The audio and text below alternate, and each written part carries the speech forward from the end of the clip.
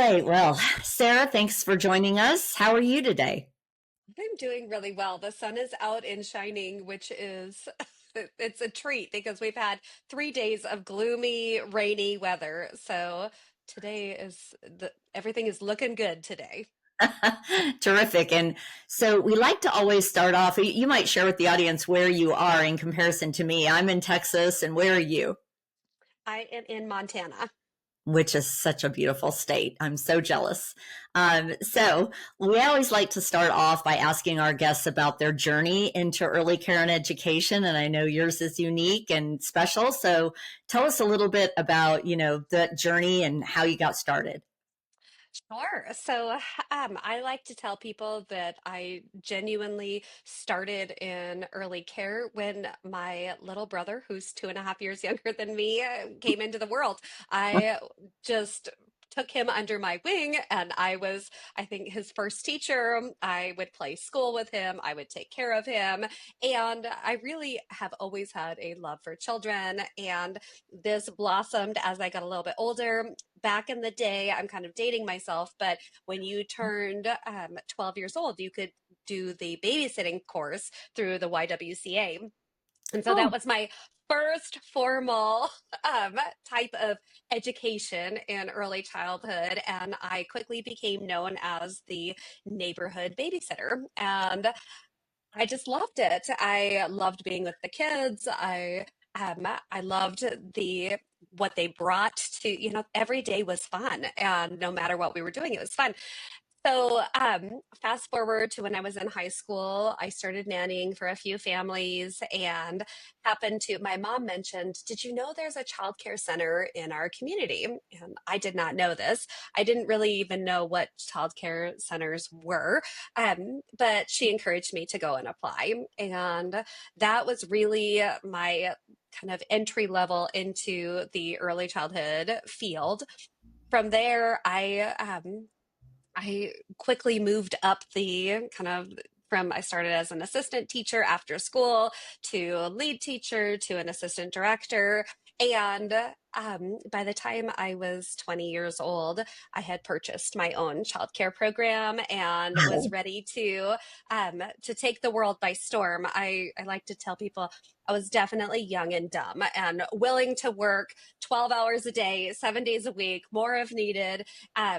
But it has served me really well in the industry. So that was back in 2004 when we purchased our first center. 2019, we grew to another one. Last year, we took on our third. And now we are expanding into after school programs. And then we also do coaching and consulting for other childcare programs. wow, you are one busy girl. And like you, I started my career in early care and education babysitting. Although I didn't have formal training, I didn't know about the YWCA. So that was a really interesting point for me. So, our topic today really is empowering women to own and operate their own, excuse me, profitable childcare programs. And so, Sarah, perhaps since this is, your background and your passion piece around this and you do coaching, could we talk about this, topic, and you can tell us kind of your top five recommendations and kind of just expand why you're so passionate about this? Oh, absolutely. This is like if I can get on a pedestal and start talking about this topic, this is one that is near and dear to my heart. I felt like I had a really just unique experience going into the childcare industry because I was mentored by several amazing people, one of them being my father, who was a very fiscally responsible. And I was able to get a side of the industry that a lot of us don't get. Not, I don't think many women, especially, go into early childhood development because they think this is a career that I am going to, make good money at. I'm going to provide for my family. A lot of times it's, I love my children. I want to work with my children. I love other people's children. I'm really good at caring for them. I don't have any specific skills other than, I babysat or I had siblings. And so I see a lot of women come into it because they love children, which is great, but it doesn't have to stop there.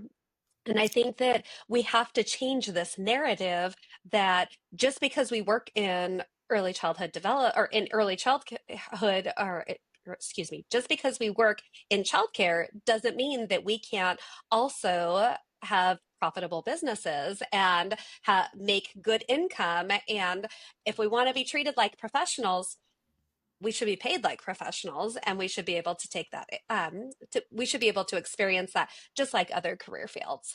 Yeah, I 1000% agree with you. And what you don't know about me was I started my early care and education career in family child care, then owned and operated my own centers. But unlike you, I didn't have someone, a mentor, or a group around me to sort of help me understand the business side. And it caused me so much anxiety. I ended up, you know, kind of getting myself out of that situation and moving to the world of nonprofit.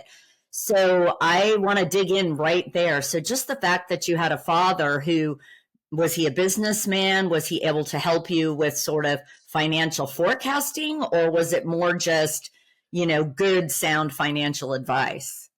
I would say it was definitely the good, sound financial advice, but I also know that he was someone that set big goals. He always had a goal that he wanted to retire by the time he turned 50. And so he was able to look ahead and see, okay, if I want to retire at 50, then these things have to be true when I'm 49 and when I'm 35 and when I'm 25. And so he worked the system backwards.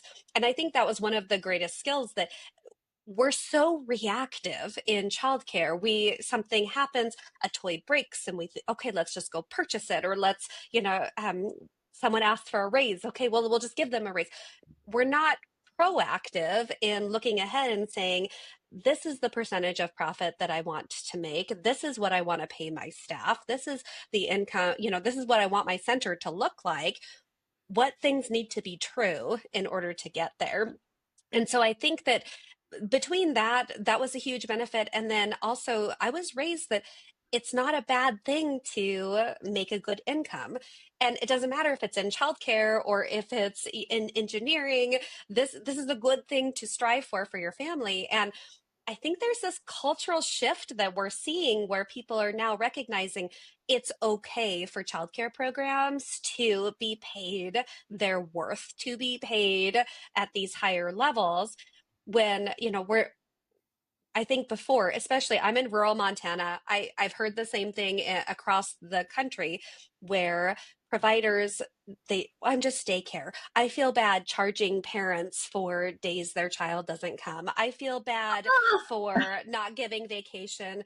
And we're leading heart centered, which is a good thing, except for we're often paying the consequence for everybody else, and we're not protecting ourselves and our families. And so I think that to me is one of the biggest changes. If we could get this shifted in the industry, we're going to see a lot more, or be able to recruit a lot more quality candidates into the field.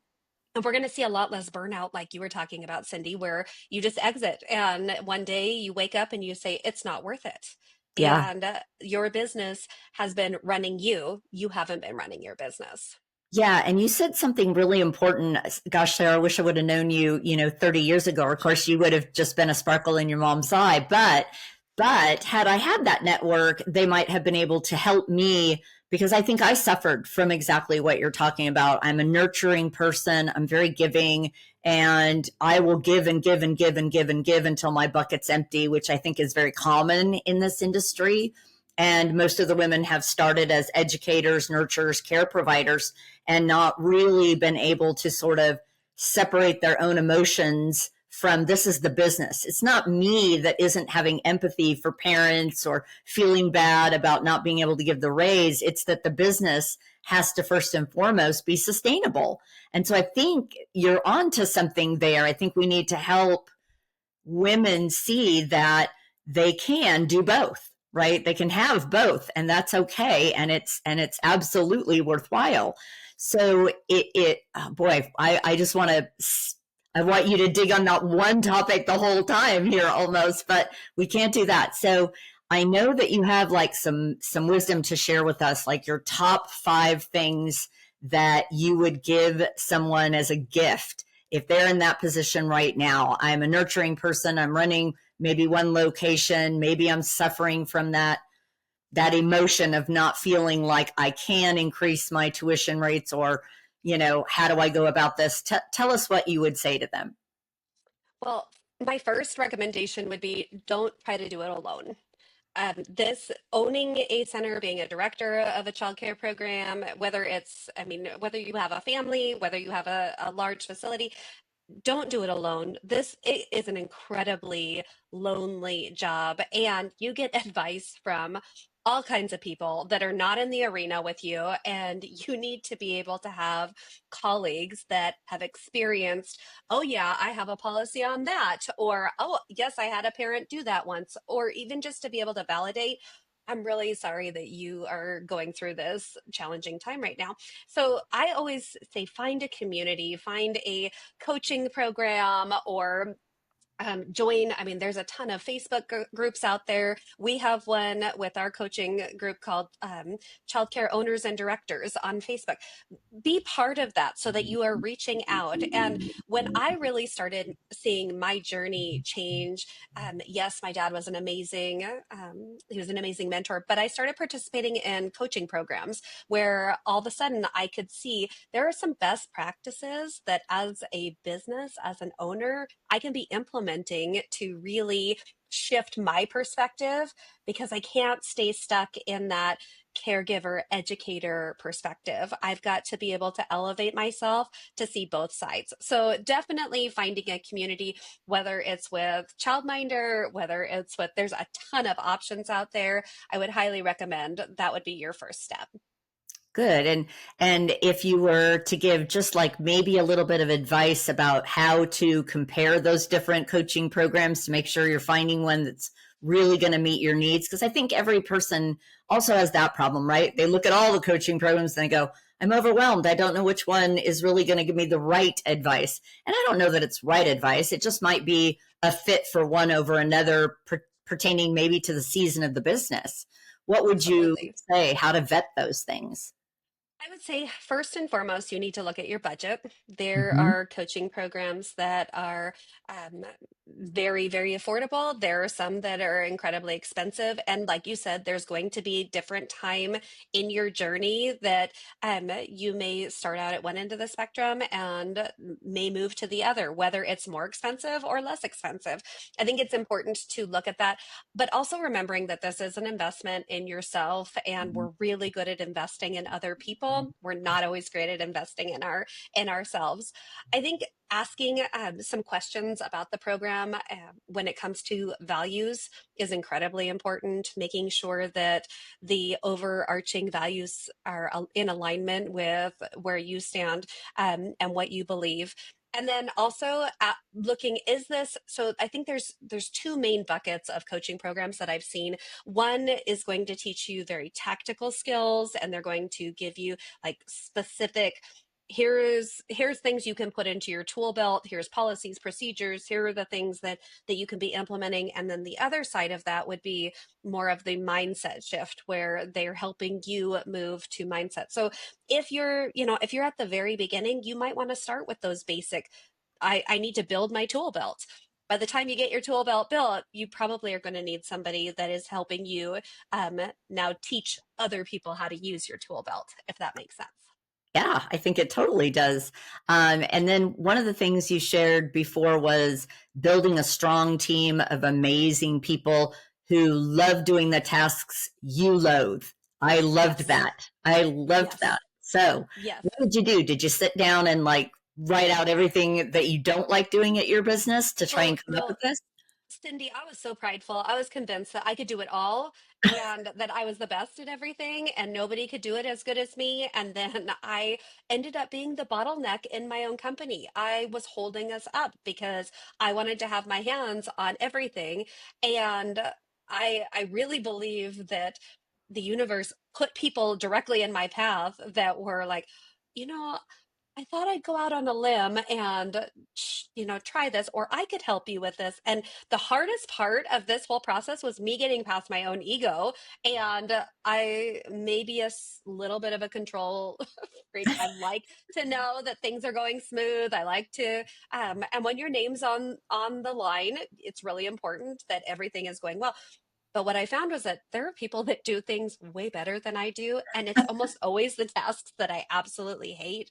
So I've gotten better at, yes, sitting down, and if there is a task that I find myself dreading, I start digging into that and then identifying what are the skills that someone else would need to have in order to do this really well. Do I have anyone on my team? Is there somebody that I can hire for this? And even if it's, let me just begin documenting the steps of how I do this, because once I have those steps documented, it makes it much easier to be able to now start handing that over to someone because I know I can hold them accountable for the process. Yeah, I think that is extremely sage advice. I love the way you explained that.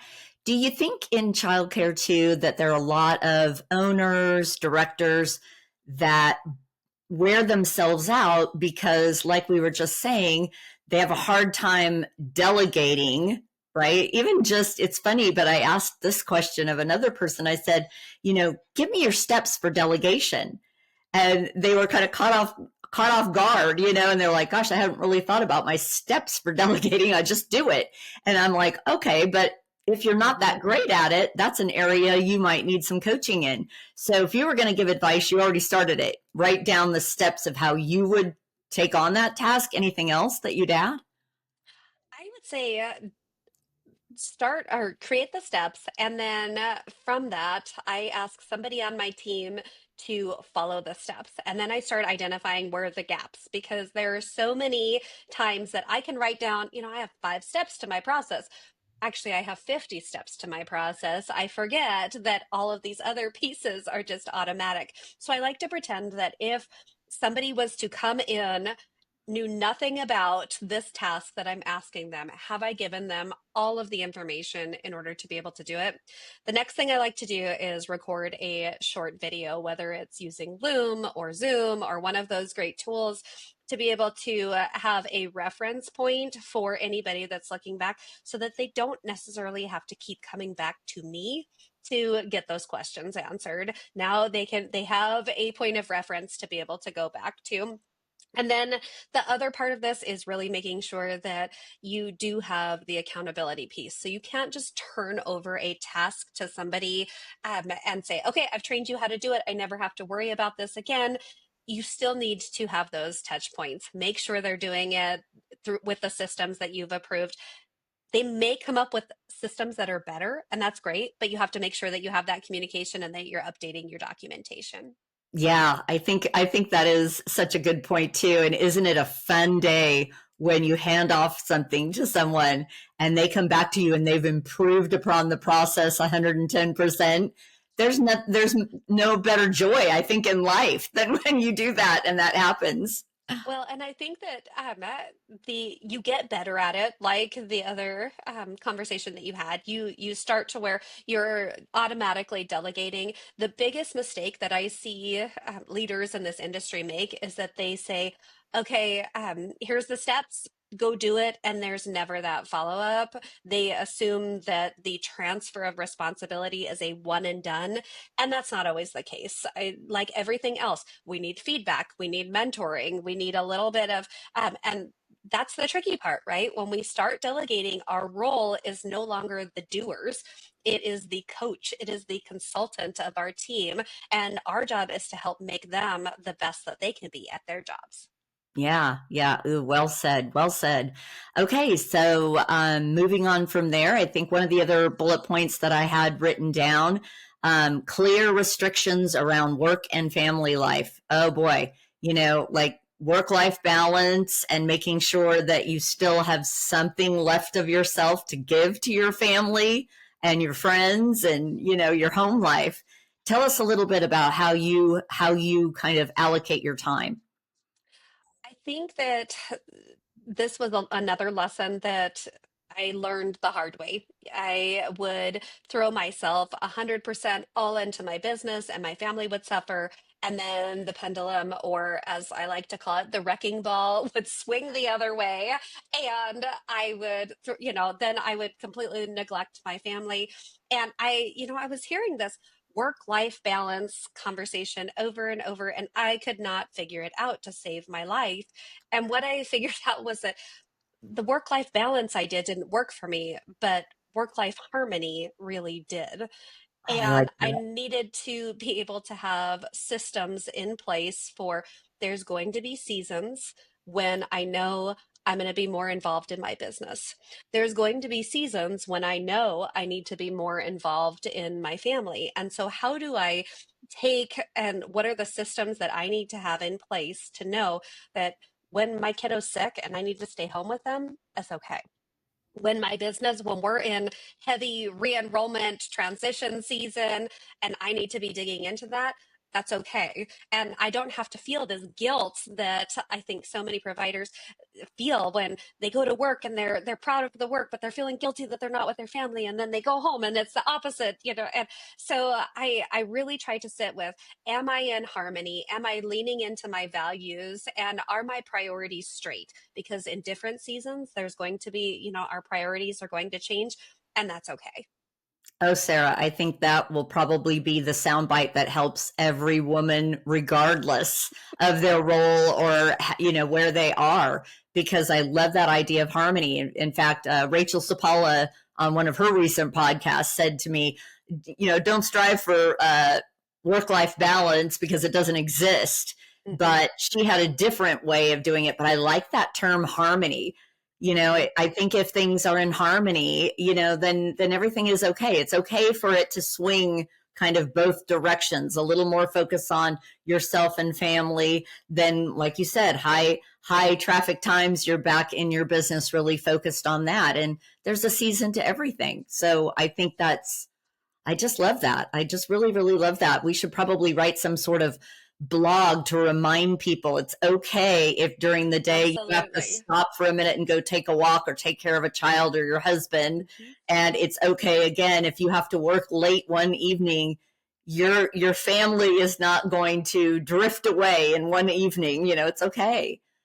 And I think this is part of our legacy as female leaders in the industry is being able to model this for our employees, for our clients, for, that there's going to be different seasons and we don't have to carry that shame and guilt for knowing that there is this swing that's going to happen. And so if we can model this well, if we can show this to our team, and for me, I want I want my clients and my childcare centers, I want those mamas to be able to give themselves permission to be at work when they're at work and to be at home when they're at home and not have to have this where, well, we only give any one of those 60% because we're carrying the other 40%. That's not fair to anybody. And so I think I hope this is going to be part of my legacy that someday people will say, Sarah helped me achieve work-life harmony. Yeah, I love that. I'm going to take that for myself and put up something on my vision board in front of my eyes to remind myself work life harmony. I just, Yes, it even sounds better than balance to me. I think so too. And then one of the other things you shared was plan an activity to fill your bucket and set those goals quarterly. So, what do you mean by Absolutely. that? So I think that we often are so busy taking care of everybody else and everything. Like you were saying earlier, our buckets, they don't just become empty. They are like in the negative. We are in the red and we are constantly trying to catch up. And that's when I see a lot of resentment start to bubble up. That's when I see a lot of that frustration. And so my husband and I, we learned this really quick. We have to put on the calendar quarterly, there has got to be something that we do that fills our bucket. And usually that is meeting with other owners and directors. It might be a small mini vacation. It might be a conference that we go to, something that we know we're getting poured into so that we can continue to pour into our team. We tried doing this like once a year or, twice a year. But what we found is that we really need to, on a quarterly basis, be connected with other owners and providers, and just filling that bucket. Because when we come back, the 6 weeks after we go do some sort of, we take that breather, we fill our buckets again, are our most productive weeks out of that entire quarter. And so we know that we go, we invest in ourselves. It used to feel really selfish, right? We would go, we would leave, we would do something and we go, oh man, I feel bad leaving the team. But when we would come back, we were able to pour into our people so much more that this really, us leaving, us resetting, this is a gift we give our team. And so I think the cadence is different for every owner and provider, but for us, man, quarterly, it's achievable. And I know that I can hustle hard for the next, 90 days, knowing that I have a reset that's coming at the end of that. Yeah, I like that. And it kind of reminds me of what I tell my own daughters and my son. I say, look, parenting is hard and you're in a marathon race. You've got to Yes, have a moment to step away. You love your child. It doesn't mean that you don't love your child, but you've got to step away and refresh yourself and reconnect to your partner, or you're actually taking something away from your child because once you come back from that, you feel refreshed, you've missed them, and you're ready to re-engage with them. And so I think the same holds true for in our businesses, right? In our work absolutely. harmony. And we see the same with our staff. When they get to go Yeah. take their summer vacation, they come back with all of these new ideas and they're excited. And when they Yeah. go to different trainings, the same thing. And so, like I said, we're really good at expecting these things of our team and then not allowing ourselves the same freedom, not taking care of ourselves at that same level. Yeah. I love everything that you have to say. I think it's really going to be very, very good advice for anyone out there running a business, whether it's in the childcare industry or anywhere else, Sarah.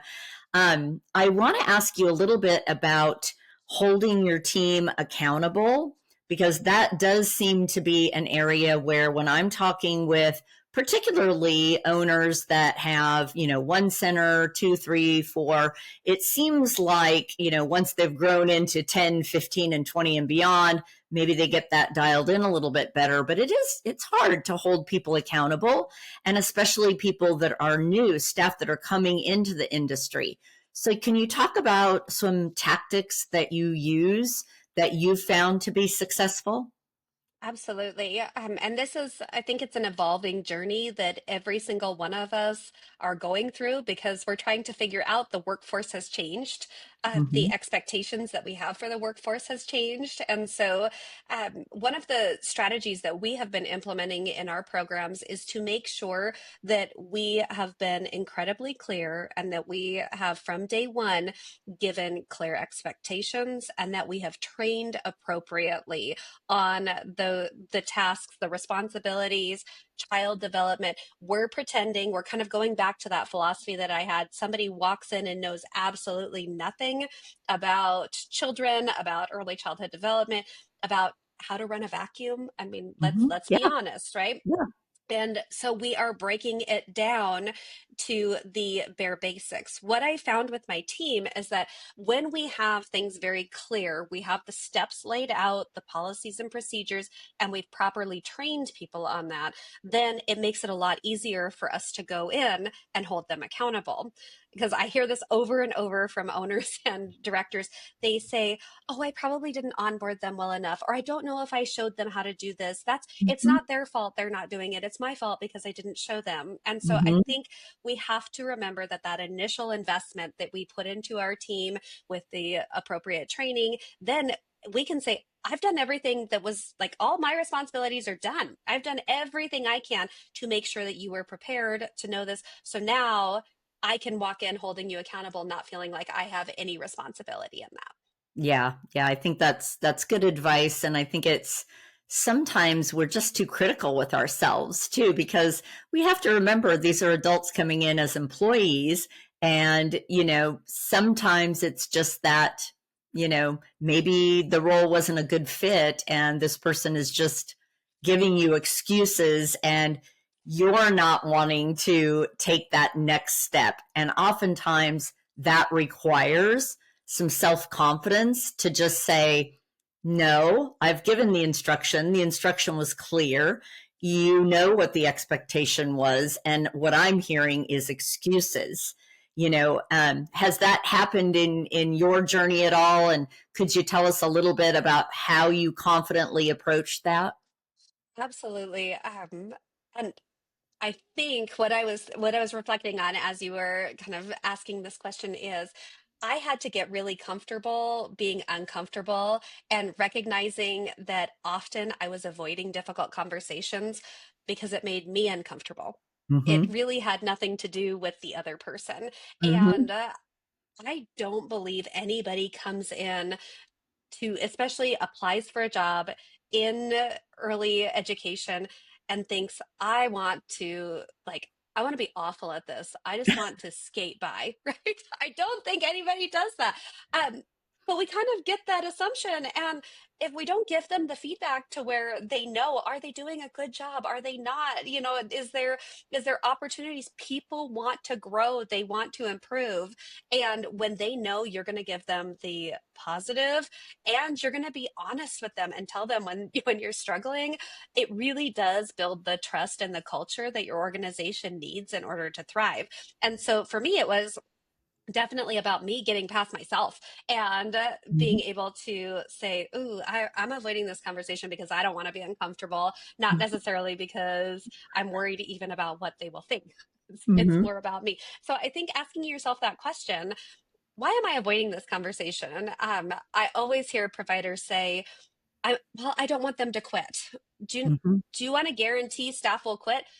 Do not have hard conversations, and you guarantee a revolving door because all your good staff are going to leave because they see you tolerating the behaviors that aren't acceptable. So I think it's kind of a limiting mindset that we have, and we need Yeah. to think outside of the box and identify what is the reason that I'm avoiding this conversation, and then be willing to be a little bit uncomfortable.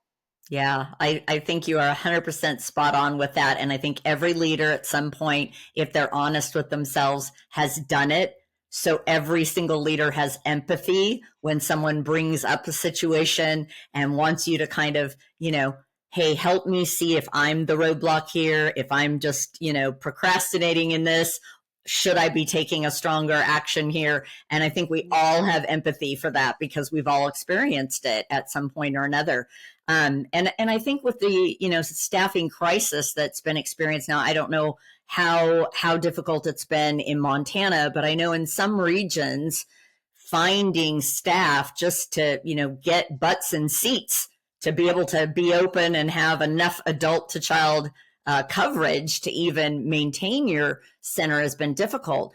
Do you think that that's kind of left a hangover with leaders in the industry? Sort of like that's part of it. They have this fear that they won't be able to find qualified staff if that person does leave or if they have to terminate someone.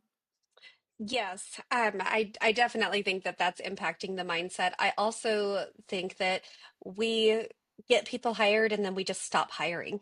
And we forget that hiring needs to be a continuous process. This is not just when we have positions that are open. We need to be looking for the best of the best. And we need to go back to it is a greater liability to have the wrong teacher in a classroom than it is to have to shut down a classroom until you get the right teacher in there. And I think that we forget, we get tunnel vision. We look at, okay, what do I need to do today? And we start solving the problems for today.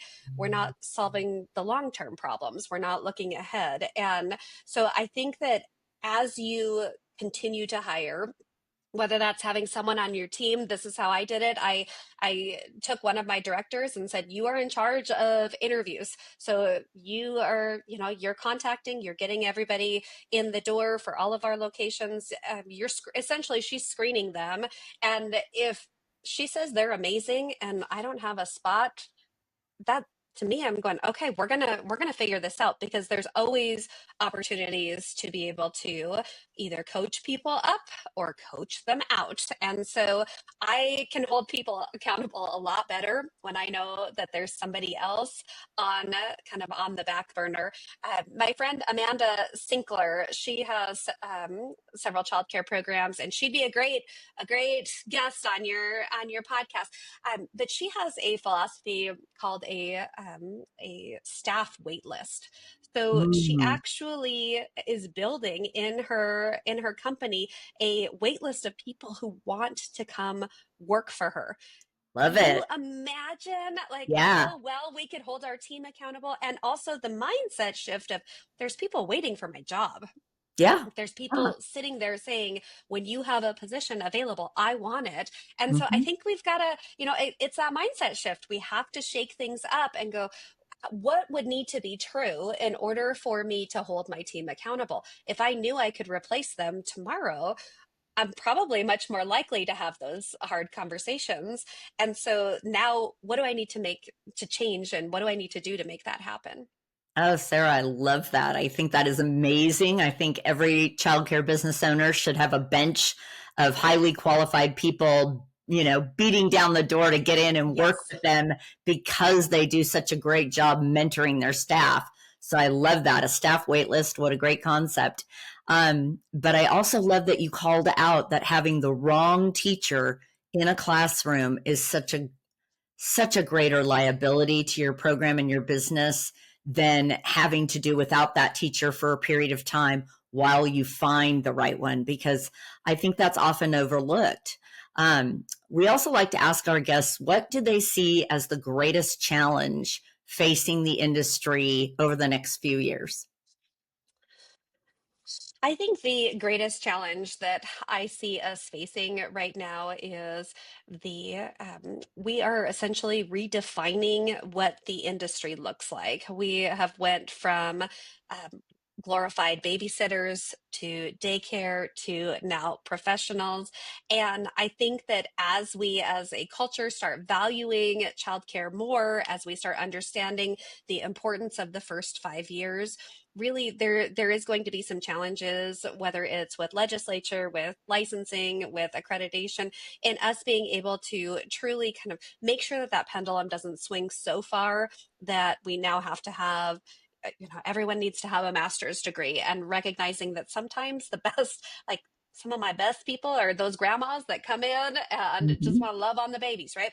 And so I think being able to really articulate, and then also have a balance between public and private services. I Yeah. see that some states are doing it really well, and then there are other states that are struggling with this. And so I think making sure that you're involved, that you're advocating for the changes that are coming, and that you're planning ahead. So we're not just, again, we're not looking at today's problems, but we're looking 5 years down the road and seeing, okay, what might be coming? How can I shape and modify my program to be able to make sure that I maximize and that I can serve the families in our care as well as possible? Yeah, yeah, I agree with you there. And this whole balance between public and private, I can see that there is a pathway forward. I'm not sure how warm and fuzzy I feel about the public education system coming in to 0 to 5, simply because we know what goes on in brain development from 0 to 5. And I'm just not sure that the public education system is really ready to take that on. And I have seen amazing work done in the private sector in this area. And so I am a big advocate for the private sector, but hey, that's just me personally, I'm no I'm harm, with no you. foul.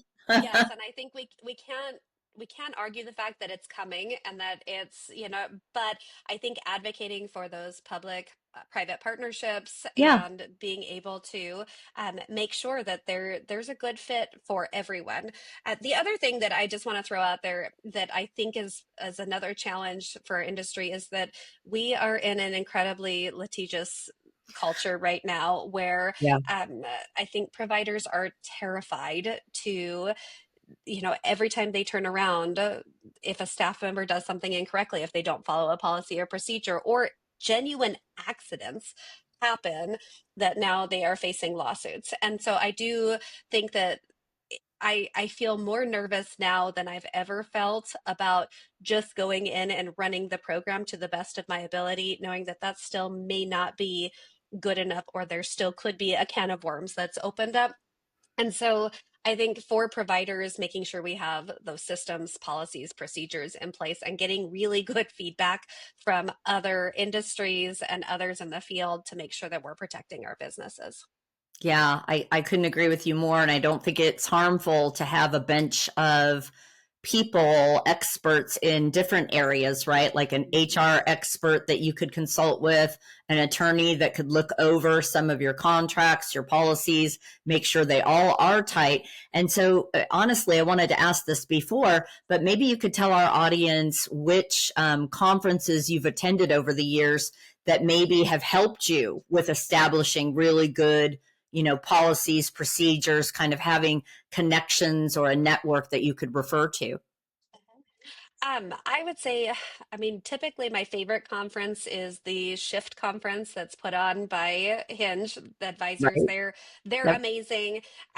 But any conference we go to, it's because of the people in the room. It's not Mhm. necessarily the content of the conference. It's those conversations that are happening outside of the organization that, when you go to dinner or in between sessions, that is where the magic is happening. And so where I've gotten the most growth is once or twice a year, I meet with other providers and we come with a project and we work together on that project. So it might be parent handbooks, it might be our onboarding journey. I mean, it could be anything, but we show up and we work as a collective, and now it's not just one brain. And then you add AI in there, and man, we could have a whole nother podcast just on how we can use that in our businesses.